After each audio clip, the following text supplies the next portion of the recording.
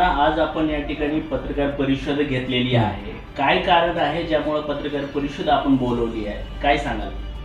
नमस्कार, रामकृष्ण हरी. मी योगेश दत्तात्रय काकडे. आज या ठिकाणी मी येणाऱ्या जिल्हा परिषद व पंचायत समिती निवडणुका या संदर्भात या ठिकाणी पत्रकार परिषद घेत आहे.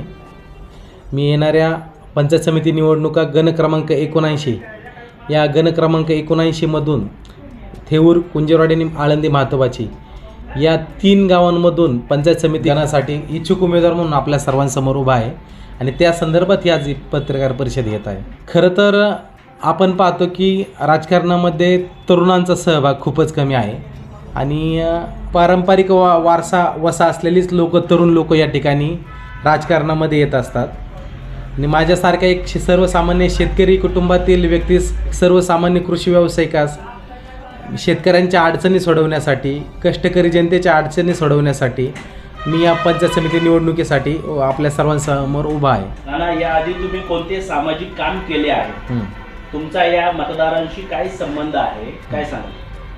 खरं तर मी गेल्या 10-12 वर्षांपासून सर्वसामान्य जनता असेल, सर्वसामान्य शेतकरी कुटुंब असतील, शेतामध्ये काम करणारे शेतमजूर असतील, प्लॉटिंगमध्ये राहणारे प्लॉटधारक असतील, त्यांच्या अनेक समस्या सोडवण्याचा मी प्रयत्न करत आहेत.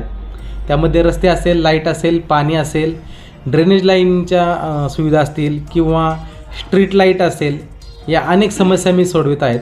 शेतकऱ्यांच्या देखील मी तळागाळात शेतातील बांधावर जाऊन त्यांच्या समस्या जाणून त्यांच्यासाठी देखील काम करत आहे. या प्रभागातील पाणी, रस्ते व मूलभूत सुविधा, गावातील पाणी टंचाईवर तुमची काय उपाययोजना करणार आहात?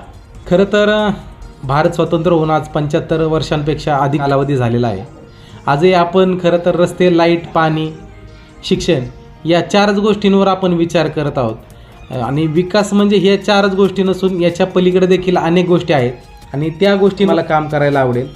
आपण प्रामुख्याने पंचायत समितीच्या माध्यमातून रस्ते असतील, लाईट असेल, पाणी असेल, शेतकऱ्यांसाठी कृषी अवजारांची उपलब्धता असेल, विहिरी बांधणे असतील, पाईपलाईनची सुविधा असेल, DBT ऑनलाईन पोर्टलच्या माध्यमातून जी कामं करण्यात येतात ती कामे असतील, सार्वजनिक स्वच्छता यावर देखील आपल्याला काम करण्यासाठी या ठिकाणी वाव आहे.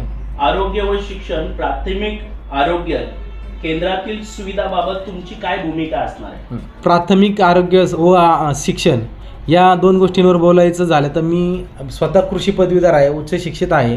त्यामुळे मला पहिल्यापासून शिक्षणाची खूप आवड आहे. त्यामुळे मी शिक्षणावर भर देण्यासाठी वस्तीत येथे अंगणवाडी हा उपक्रम राबवण्यासाठी प्रयत्न करेल. माझ्या मतदारसंघात जी येणारी गावे आहेत ती आळंदी, कुंजरवाडी, थेऊर, अनेक ठिकाणी लांब लांब विद्यार्थ्यांना पायी चालत जावं लागते, कसरत करून त्या ठिकाणी शाळेत पोचावं लागतं. त्यामुळं नवीन नवीन अंगणवाडी निर्माण करण्याचा मी त्या ठिकाणी प्रयत्न करेल.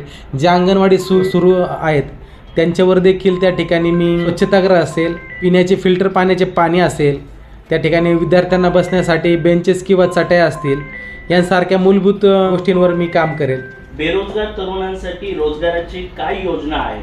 शेतकऱ्यांसाठी पाणी, वीज आणि अनुदान मिळण्यासाठी आपण काय करणार आहे? खरं तर बेरोजगारी व सुशिक्षित तरुण जे बेरोजगार आहेत ही भारत देशासमोरील खूप मोठी आव्हानात्मक बाब आहे आणि या आव्हानात्मक बाबीसाठी सुशिक्षित तरुणांसाठी रोजगार उपलब्ध करणे, त्यांना रोजगाराच्या संधी उपलब्ध करून देणे हे माझं प्रथम कर्तव्य समजतो. ज्या तरुणांना या ठिकाणी व्यवसाय करायचा असेल, मी माझे कृषी सेवा केंद्र चालवतो. या कृषी सेवा केंद्रांच्या माध्यमातून मी पुणे जिल्ह्यातील जवळपास 18 शाखा मी माझ्या गुरुदत्त शेती भांडार या नावाने सुरू केलेल्या आहेत. त्यामध्ये होतकरू सुशिक्षित तरुणांना मी कायम प्राधान्य दिलेले आहेत. अनेक माझ्या दुकानांच्या फ्रँचायझी मी तरुणांसाठी दिलेल्या आहेत. त्या माध्यमातून मी या ठिकाणी उद्योजक व्यावसायिकता निर्माण करण्याचा प्रयत्न केलेला आहे. दुसरी बाब, मी माझी एक गुरुदत्त नागरी सहकारी पतसंस्था आहे, मी जी गेली 2016ला मी स्वतः या पतसंस्थेचा संचालक आहे.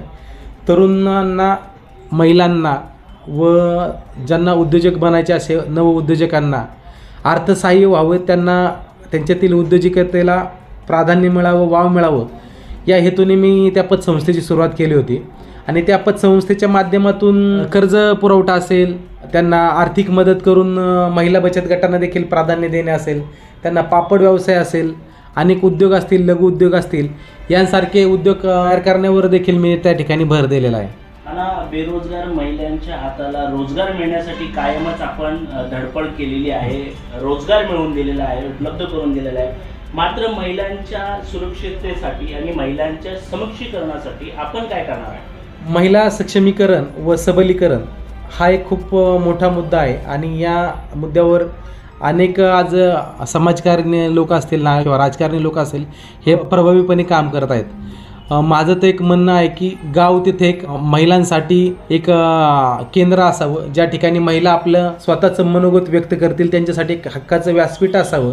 त्या ठिकाणी येऊन ते आपल्या अडचणी असतील, आर्थिक अडचण असतील, कौटुंबिक अडचण असेल, घरगुती हिंसाचार असेल, या गोष्टींना त्या ठिकाणी समस्या मांडता येतील, व्यक्त होता येतील आणि त्या समस्यांवर आपल्याला काही काम करता येईल का, मी त्या ठिकाणी नक्कीच त्या ठिकाणी प्रयत्न करेन. पंचायत समितीच्या निधीचा वापर मी सर्वप्रथम शेतकरी असतील, शेतकऱ्यातील पाणंद रस्ते असतील, शेतकऱ्यांसाठी विहीर योजना असेल, त्यांना शेतकऱ्यांसाठी ताडपत्री असेल, शेतकरी कृषी सहाय्य असेल, कडबाकुटी मशीन असेल, यांवर भर देणार आहे. त्याचबरोबर प्रामुख्याने रस्ते असतील, स्ट्रीट लाईट असेल, सार्वजनिक स्वच्छता असेल, दुग्ध व्यावसायिकांसाठी, पशुसंवर्धनासाठी, मी दुभती जनावरे खरेदी करण्यासाठी देखील त्या ठिकाणी भर देणार आहे. अशा विविध गोष्टींवर मी त्या ठिकाणी काम करणार आहे. त्यानंतर आरोग्य असेल, आरोग्यविषयक त्या ठिकाणी काम करणार आहेत. आरोग्यविषयक काही साहित्य आपल्याला त्या ठिकाणी प्रत्येक आरोग्य केंद्राला उपलब्ध करता येईल का, या ठिकाणी देखील ते काम करणार आहे. पंचायत समितीच्या निवडणुकीमध्ये नागरिकांना दिलेले आश्वासनं नक्कीच पूर्ण होतील का, आश्वासन फक्त आश्वासनच राहणार आहे? 100% माझ्यासारखा ज्यावेळेस तरुण या ठिकाणी कुठली स्वतः मी आज तगायत कुठलंही राजकीय पद मला नाही आहे, मी साधा ग्रामपंचायत सदस्य देखील नाही आहे, तरी देखील या हेतून मी राजकारणात आलो आहे की आपल्याला काहीतरी समाजासाठी काहीतरी करायचं आहे आणि त्या भावनेनंच मी या ठिकाणी या पंचायत समिती निवडणुकीसाठी उभा आहे आणि प्रत्येक समाजातील प्रत्येक अडचण सोडवण्यासाठी मी नेहमीच कट्टेबद्ध आणि वचनबद्ध राहील. या प्रभागातील जनता आपला स्वीकार करेल असं तुमचा ठाम विश्वास आहे का? 100% मला ठाम विश्वास आहे. हे गुरुदत्त कृषी सेवा केंद्र आहे. या कृषी सेवा केंद्राची सुरुवात माझे वडील स्वर्गीय दत्तात्रेयजी काकडे यांनी केली होती. 1985 पासून माझे वडील आजोबा या कृषी व्यवसायाच्या माध्यमातून शेतकऱ्यांना शेतकरी सल्ला, कृषी साहित्य, खते, औषधे, बियाणे पुरवठा करण्याचं काम करत आहेत. माझे वडील स्वर्गीय दत्तात्रेयजी काकडे हे सर्वसामान्य शेतकऱ्यांच्या रानात जाऊन, शेतात जाऊन हे 5 रुपये प्रमाणे प्रतिपंपाने लोकांच्या दारात जाऊन ते त्या ठिकाणी औषध मारायचं आहे आणि त्यामुळे 1985 पासून माझ्या कुटुंबाने या तिन्ही गावातील प्रत्येक घरोघरी गेले. त्यातूनच आमच्या कुटुंबाचा संपर्क वाढला आणि या संपर्कातूनच आम्ही कृषी व्यवसाय सुरू केला. या माध्यमातून जवळपास या भागातील 2,500 ते 3,000 शेतकरी कुटुंबांशी आमचा संपर्क आहे आणि या माध्यमातून त्या शेतकऱ्यांच्या जीवावरच, कष्टकरी जनतेच्या जीवावरच मी या पंचायत समिती निवडणुकीसाठी या ठिकाणी उभा आहे. नाना, या पंचायत समितीच्या निवडणुकीमधून आणि आजच्या पत्रकार परिषदेच्या माध्यमातून नागरिकांना काय आवाहन करण्याचा प्रयत्न आपण करणार आहे? मी तमाम नागरिकांना, सर्व शेतकरी बांधवांना, तमाम सुज्ञ मतदार बंधू भगिनींना, माझ्या युवा सहकारी युवतींना या ठिकाणी एकच आवाहन, नम्र विनंती करेल की माझ्यासारख्या तरुण, सुशिक्षित आणि काहीतरी विजन घेऊन मी या ठिकाणी उतरलेलो आहे.